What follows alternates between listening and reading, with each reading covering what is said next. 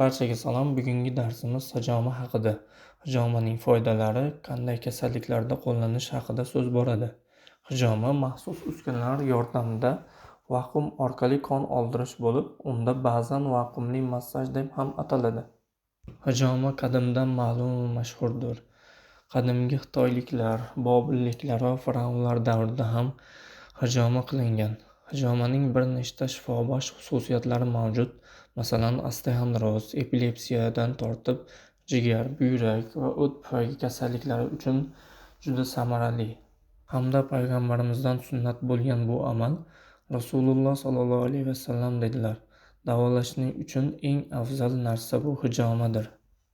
Anas ibn Molik roziyallohu anhudan rivoyat qilinadi. Rasululloh sollallohu alayhi vasallam dedilar: kimki hijoma qilmoqchi bo'lsa, u 7, 19 va 21 kunlarni tanlasin. Agar birortangizni qoni suyulib oshib ketsa, qaysi kunda bo'lsa ham hijoma qilaversin dedilar. Har bir inson qonni inson uchun eng muhim yoqilg'i ekanligini biladi. U kislorod, gormonlar va ozuqa moddalarini tananing hujayralariga tashiydi, termoregulyatsiyani ta'minlaydi va suv-tuz muvozanatini saqlaydi. Ammo hamma ham qonni turg'unlashishi mumkinligini bilmaydi.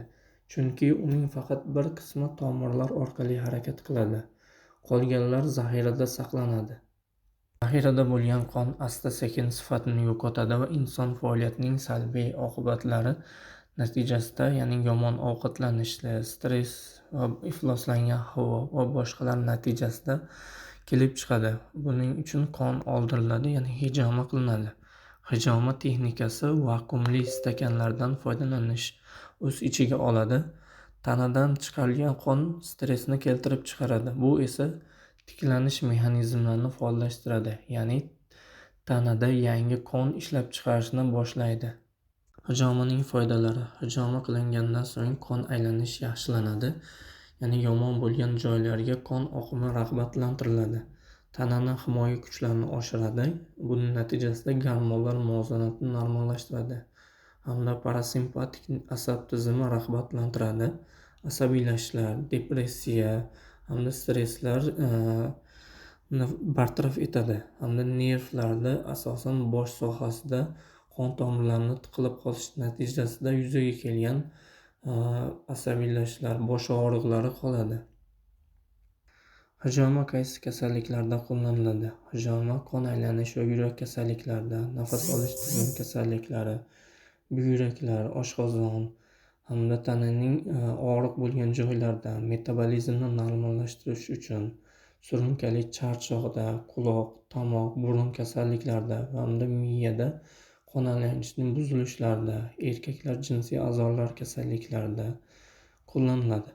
Hijoma qo'llash mumkin bo'lmagan kasalliklar: gipotenziya, qon hujayralarining soni pastligi, ya'ni anemiyada, homiladorlikda, ruhiy kasalliklarda hamda bolalar va qariyalarda qo'llanilmaydi. Hijoma qilish texnikasi.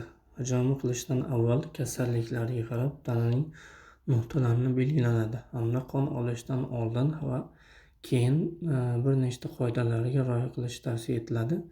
Birinchi navbatda och qoranga qon olinadi.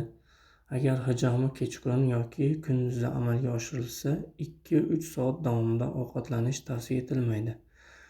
Hijoma qilingandan so'ng 12 soat davomida dush qabul qilmaslik, qon quyish payti davomida joylarni haddan tashqari sovutmaslik, 3 kun davomida jismoniy zo'riqishlardan saqlanish kerak. Bundan so'ng tananing belgilangan joylari tozalanadi hamda kesiladi va vakuumlar natijasida tibbiy bankalar orqali qon olinadi.